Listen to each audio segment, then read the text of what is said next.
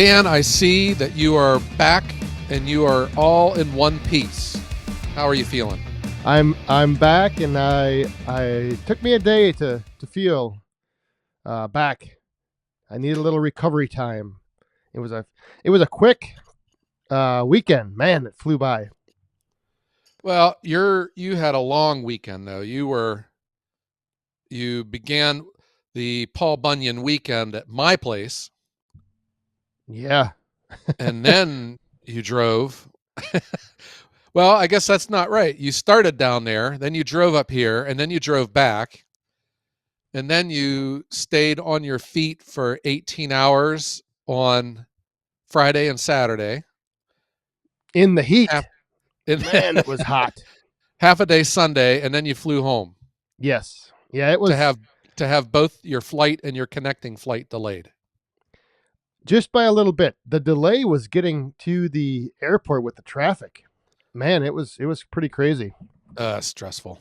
But yeah, Thursday morning I began around 2:30 in the morning, 2:30 a.m. Headed out of here, got down there, came up to you, went back to the hotel, all around, just Yeah. on the go. So Dan and I are talking about the yearly Paul Bunyan Show, which is in Cambridge, Ohio, always on the first weekend of October. And it has kind of over the years become like a big YouTube firewood community gathering spot. People come from far and wide to hang out. And I've said this before. I really don't even think you need to have any interest in logging or timber or sawmills or firewood. It's just fun, isn't it? Yeah, it's just seeing some of the machines and just I know you've always mentioned like the sights and the sounds and even the smells. The smell, yeah. Yeah. Jeez. Although the Yappa tent had mostly oak logs, so there was definitely a smell Yes, there was, wasn't there? in the air down there. Yeah. My week, however, started off pretty interesting. So we had my cookout. So every year I have a cookout on Thursday night for all my channel sponsors and all the manufacturers. And we had that cookout, had beautiful weather. And so Friday morning, no, wait a second. I worked Friday. It was Saturday morning. Yeah, all these days are just a blur. Saturday morning, Dan, I am on my way there and I had to stop and get gas. So I stopped at this kind of like a truck stop, but it's these gigantic gas station. You got like 50 pumps and a big convenience store inside. And while I was pumping my gas, I saw something out of the corner of my eye, and it was this older gentleman in a huff. And he was looking for a squeegee. He was on the pump across from me to do his windshield, and he couldn't find one. And he's looking for, those blue napkins, those ubiquitous blue napkins Yep. that are at every gas Yep. station. He couldn't find one. And he asked if mine had any. And I was like, I don't know, He comes over and he's like looking, and man, is he mad over a blue napkin. And he is just bad mouthing the gas station and all these lazy attendants, and they don't care and this and that. And I'm thinking, yeah, whatever, but I'm enjoying life right now. I'm driving to the Paul Bunyan Show, So I go inside, I use the restroom, and I come back out come out into the sales floor, and this guy is now inside of the store raising heck with the poor people on the counter inside. And I will point out that the bathrooms are spotless. So I think maybe if it was their task list, they just haven't gotten to it yet. But man, was he upset, Dan, over something that I would regard as trivial. And that framed my entire weekend at the Paul Bunyan Ooh. Show, that there are people out there that will just get themselves so mad and direct so much of their pent up anger onto person X because of something so small and so trivial as a blue napkin. And I'm on my way to the Paul Bunyan Show, man. Wow. I thought this was going to lead into then you got to the Bunyan Show and started noticing all these little things that you would have done different. Yeah. Well, that is my attitude about the Paul Bunyan Show. I mean, anything like this, you can always think, well, they should do this, they should do that. I was I was on cloud nine. I could care less. I thought it was great. The weather was great. The show was fun. The people were cool. Yeah, I it just was. had a blast. I think it was the best 3 days of weather ever for as Oh, many years that I've been coming down there. oh, Thursday, God. Friday, Saturday, and Sunday. Just Yeah. beautiful. A little too hot though. It was a little hot, but I had taken. I remember the year before, I had froze to death, and Yeah. it was a painful cold. I remember my joints and everything hurting, but this was just awesome. I loved it. And then Thursday night for our cookout, if you recall the year before, we we endured the hardest rain in the history of Earth. I don't think it could have rained any harder. It But was this was just crazy. perfect. The temperature is perfect. No mosquitoes. A nice fire and a beautiful fire pit that I have that you love. Yes. And the And we just food. The oh, food food. once I gotta say, I started off my morning in the airport in Minneapolis and I had a bacon, egg, and cheese croissant for $12. And then I had a little jug of milk for $3. And that's all I had eaten until I got to your place. Oh wow. Then the spread you put on, thank you, Joe, because Yeah, it that was is nice. exactly what I needed. Oh my God, it was great. Yeah, that was nice. I had all my helpers, my loggers were invited, and all the YouTube manufacturers, that support the channel, and other YouTube channels that are loosely associated with Yappa and Easton Made and all. So it was nice. And then you get down there for Friday for the live stream, and I was watching it from the comfort of my house. And I was thinking, oh my gosh, if I was in there, I'd need earplugs. It sounded like it was like Oh, a Formula One raceway inside that room. it was a little overwhelming, I guess. And I think there was more people than last year, and I don't know. I'm trying to figure out how to balance because a lot of people gather to socialize, but there also are a lot of people that come to like be a part of the live stream and then like hear what I'm saying or the people I'm interviewing are saying, and they just couldn't do that. They were trying to listen through their phones and they couldn't. Yeah. So somehow I got to figure out a way to kind of separate for just an hour or an hour and a half. Like if you're in the area of the live stream, let's keep it down. Let's just let these people enjoy it. If you want to, socialize, go outside where we don't, you won't interrupt things. So I'm working on something though for Yeah. next year. Well, I didn't feel it from watching the live stream. No, It was, I enjoyed it because I could hear everyone in all the interviews, and that buzz in the background with, I thought it was powerful. It just made it. I wish I was there, but right. my Fridays on this weekend, I can't get there. So it was nice. I wouldn't fret too much about it, Dan, but you do have 363 days, Well, 362 days to get it figured out. yeah, and it's just I know that people were there to participate in the live stream, and that's kind of like I mean normally when I'm sitting here at my place, the live stream is for, everyone watching in the comforts of their home. But then when Yeah. people do come to be a part of it, that's like the one time of the year that they can do that, and then things kind of just mesh together and get get a little Yeah. crazy. Yeah. But how about the show though? The show was expanded. They were Yes. creeping into new areas that I thought was usually like parking lot last year. Yeah, But then they there were booths in these areas now. they expanded the number of vendors and they were putting them in interesting places. And I mentioned this in my recap video. I think they can utilize their space a lot better. I don't know. How It's so? well, I saw a lot of space like in the infield where there was just like this big, gigantic piece of equipment sitting there. It never ran all weekend. It just took up a lot of space, and no one was Mhm. ever around it. And so I think I had the feeling like things were spread out too much, and they just need to kind of like relook at how they organize the infield vendor space. Yeah. All right. Yeah. I kind of liked the expansion. Some of the places I kind of felt sorry for the vendors because it was kind of like well off the path. They weren't getting a lot of traffic up there. Yep.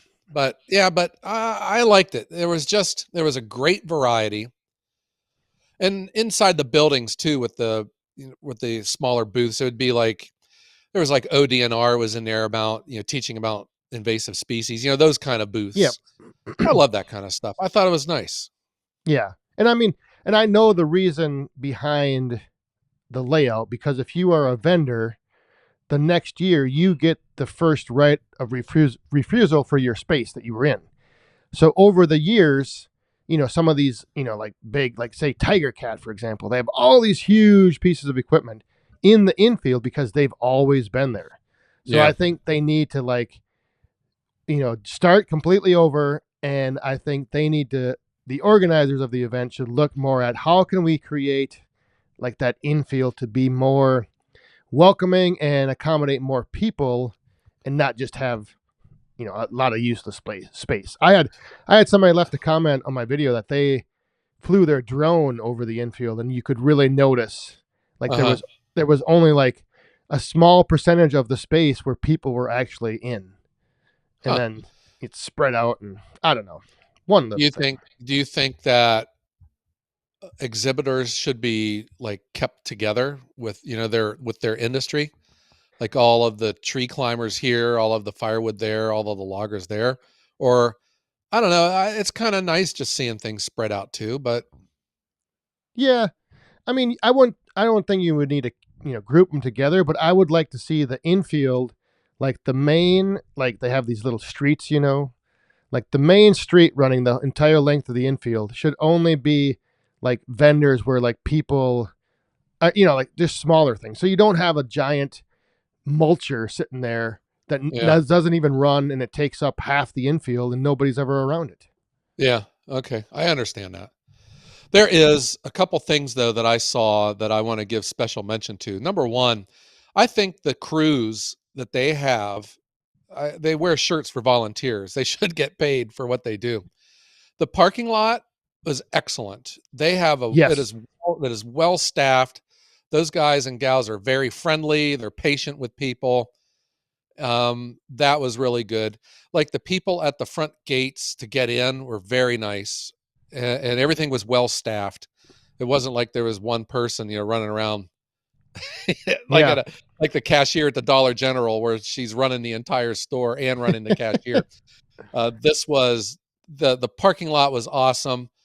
I really like how they have the where you pay to get in at the gate then instead of at the car because the cars just flow so much better. I also thought the porta potties, the porta johns. Maybe now I'm sensitive to that because I had to rent one before, but they were clean, they were ubiquitous, they were everywhere. Um, and then I also didn't. Did you notice how the food lines were this year? Did they have more food vendors, or was that just me? I think there were a few additional food vendors, but the food lines didn't seem so bad this year. Yeah, Yeah. And the other thing is that was nice were all of the, I guess, volunteers on the golf carts shuttling people up to the gates. Like yeah, that they was were always nice. just picking people up. Like the one guy just drove up to me and asked if I wanted to ride up the hill, and I was like, "Oh, heck yeah!" Yeah, I was asked multiple times, and I just find it interesting because they look at me and they're thinking, well, here is a very able-bodied, muscular, fit, uh, middle-aged man, but Wow. they're still asking me for a ride, and I turned them down, I but don't know maybe I about some should. of those adjectives, but Well, I was just inside their head. I'm sure that's what they were thinking, but yeah, they were. I'm just saying. I thought that there is that spirit of the Paul Bunyan Show and that whole organization. You can tell it's well run. because all of the people have great attitudes. They're looking to engage. They're looking to help. Yes. Um, Even the guys driving the heavy equipment with the logs, loading up the people, supplying them with more logs. Yeah. You can see where they can get really annoyed real quick with Oh, people that won't get out of the way, but they were nice. I didn't see any drama or nothing like that. It was nice. that is the one thing I would not want to have to do is navigate the big front end loader down that corridor with a grapple full of logs and then try. Oh yeah. Oh my gosh, that it takes some patience, especially if you got to watch out for people, and then yeah, that's a lot Yeah. going on. So Dan, was there any machine that caught your eye? Well, I would say, just because I'm a little biased here, but down in the, I believe, southeast corner at the Wolf Ridge booth was the Kinlet 200 and the Kinlet Pro, all the way from the UK by Fuelwood over here, bringing in the little kindling machines. But there was Yeah. also a great big, not a kindling machine, but the X knife design, up on the top of the hill from the Italian company. Yeah. Pezzolato, yes. Oh my Yeah. gosh. Yeah, that was one of the spots I thought was unfortunate for them. They would have been better off somewhere else. Yes. But, I'm sure there's things that are going on that's just a comment from the outside looking in. But that Kindlet, every time I walked past, it had a bunch of people standing there looking at it. Yes, it was very well received. In fact, everything they had at the show sold. And I was talking with a gentleman that they right now supply just kindling, bags of kindling to Yeah. California, of all places, Oh wow. where it doesn't seem like you would need kindling. But he was very interested because he said like they just ship out pallets and pallets of Huh. bags of kindling. And is he from California? No, he's from Wisconsin. Oh wow. Actually, yeah, Yeah.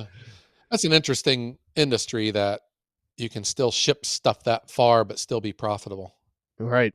You got to be doing I a mean, lot. talking about wood. Well, that's because, they touch the wood. They touched it a lot to get it to be that size. They split it down, that toothpicks they're Yep. worth more money. Yeah. Smaller the split, the more money it's worth. Yeah. Yeah, I like that machine. It was fun. And I thought Wolf Ridge had a real nice booth because they weren't in that area last year. No, they were not. Yeah, they were the year before. They were in the infield, and then in my opinion, then in the infield, what was really kind of impressive was, like, I don't know if you noticed the layout of like the Easton Made booth. They had their processors all running into one great big pile of wood, and That was a they big pile of stacked wood there. they stacked a row around it and then filled up the center. And Yeah.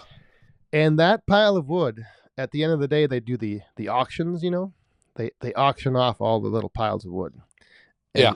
and that pile from the Easton Made went for over $700. Holy cow. Yeah. Holy cow.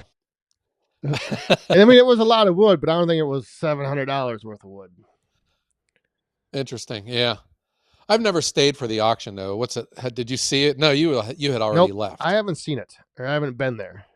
Uh-huh. But apparently they go around and they just go from vendor to vendor that was making, splitting wood, and they step up to the pile and they just start with a bid and start auctioning it off, and Yeah. away it goes. So what was something that caught your interest down there, Joe? Yeah, I am going to be a little non-traditional here. It's just in my nature. I always root for the underdog. And I'm going to be honest. You know who really impressed me was way up on top of the hill. Unfortunately, I think a lot of people didn't even know that they were up there. Was Range Road. They have some really cool, nice machines. I was up there and just checked them out. They're really cool, and it's when I look at the log splitter for like the timber ox, about it fills a hole in the market, that home production. It's Yep. kind of like the same with Range Road. It's like it's geared towards the hobbyist or the small firewood company that's just getting started. But I liked it. I liked the colors of their machines. I just liked it, and their area was set up nice. The people were very friendly. There was a lady from the factory, I guess, where they're made in Canada. So I really enjoyed that. Um, the other one, and this gets back, I'm going to be accused of being biased, was because it's a TP Silva machine, was that Palax C1000. Holy Yes. cow. That thing's Wow. awesome. Yeah. Oh my gosh, is that thing awesome. Yeah. It's There just was a lot cool to of know that machine. it's just cool to know that there's these kind of machines that are out there. Right. And I know there were a few people that were going to the Paul Bunyan Show to like find a splitter or find a new machine, and I don't know how you would ever make a decision. I mean, there was a Yeah. lot to see, many Well, I would options. also say if you couldn't find it there, you're not going to find it at all. Right. Yeah. If you couldn't find what you were looking for at the Paul Bunyan Show, you're in trouble. It Yeah, doesn't I exist. totally agree. There were some other things. So, did you see Timberwolf is making that new grapple trailer? Yeah. That was nice. Very They're nice. gonna sell some of those Yeah. without a doubt. Let's see. The other thing, I did learn something new this weekend, and that is the correct pronunciation of Typhoon firewood processors from Slovenia. They are pronounced Typhoon. Typhoon. Yeah, the lady told me that is the Slovenian spelling of the storm, a typhoon. Oh, so So so it that's how it's does pronounced. it does then you pronounce it just like the storm. Yes, typhoon, not Typhoon. Taj fun or typhoon or tafa. It is a I, typhoon. I don't know if anyone's ever pronounced it like that, but all right. Yeah. Yeah, that's another machine. Holy moly, that thing is fast. Oh my gosh. And I just love the sound of the saw motor. I Yeah. don't know what it is. I heard it was belt driven. I don't know, but it just sounds nice. I like it. So Yeah. what did you end up having for your lunch this year? The yeah, so Saturday, the team from the Finns from TP Silva, from the Yappa booth, they brought in sub sandwiches. I think they bought off one of the food trucks, and there was like these Italian subs and these Philly Swiss kind of things. They're pretty good. That was the best thing that I ate. This I had the Bunyan burger, but I wish I knew there was a salt shaker around. I felt like there was something. There was just I needed a little bit more spice to it. Yeah. So it didn't meet your expectations. Didn't live up to Um, it. well, I thought it was a good size. It was a quality hamburger. The fixins were fresh. The pickles, the tomatoes, they weren't like those bleached out red Yeah. rose colored ones that you get at fast food restaurants. They were like legitimate fixins. I think I need a little bit of salt on it. That's all.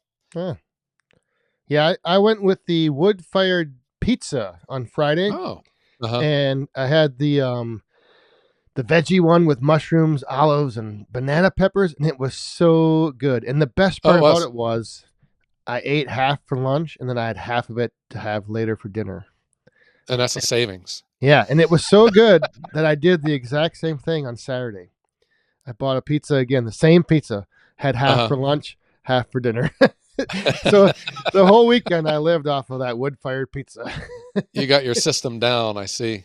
Oh yeah, it was good Yeah. though, good stuff. How about I found myself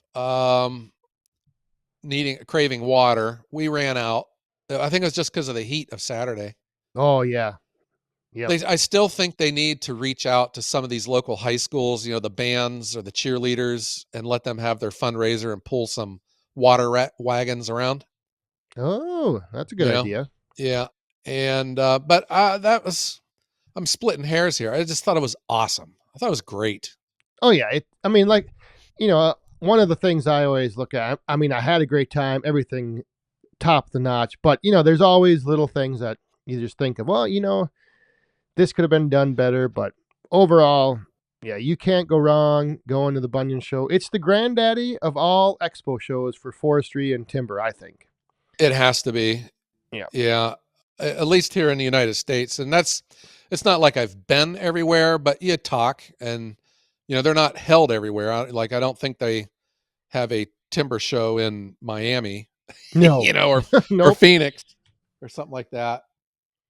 So, But yeah. but now when you get to, if you narrow that down to firewood only, now Ooh, the next show on the agenda will happen next May, I believe.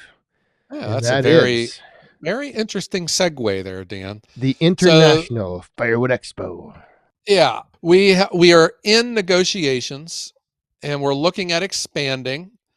And I did some asking around, and there seems to be some interest. So I'm not going to say, well, we're going to have something, but if this is the year to scale, and if it is this, I'm going to do it if it looks right.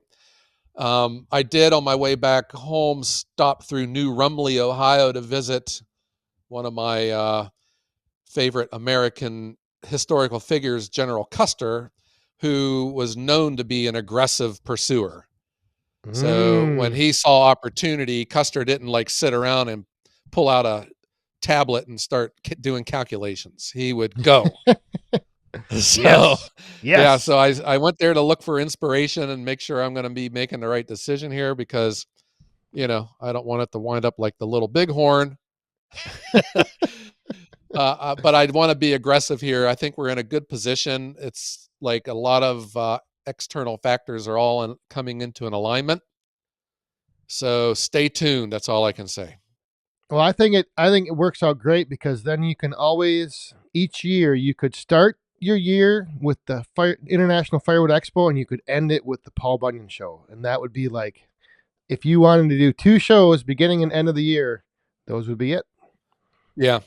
I would still want the expo to be firewood centric. And Yes. I'm not saying that we would never have like, tree service or, because there's spillover into all of the industries. With loggers certainly supply firewood processors, Yeah. and tree service supplies wood to the firewood guys and gals.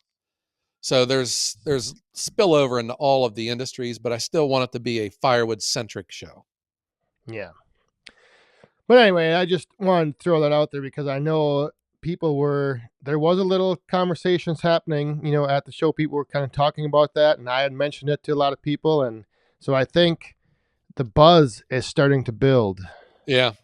Well, if you are interested in this, everyone out there, I would ask you, if you are friends with these manufacturers or dealers, that you refer them to the website, internationalfirewoodexpo.com. And if I get a large pool of exhibitors, that certainly makes my decision making much more easy. Yes. Yeah. Okay. All right. Well, as much as I would love to stay here and just continue chatting about the whirlwind of activities that I was just on through the last 4 days, Yeah. I need to catch up on what I missed out on, because that's the one thing with being gone is you come back and there's a lot sitting on your plate to deal with. Just like being a sole proprietor firewood delivery service, the wood's not getting delivered if I'm not there. That's right. Yeah. So I've got a full schedule this week too, multiple deliveries, and that my truck is both trucks are working this week. All right. Well, I think with that, Joe, again, Yes. thank you for hosting the little gathering, and thanks for hanging out. And I know I had a great time. I'm sure you did, and everyone Yes. out there. If I saw you at the Bunyan Show, greatly appreciate coming, shaking my hand, saying hi, and having the opportunity to meet you. Yeah. Well said, Dan.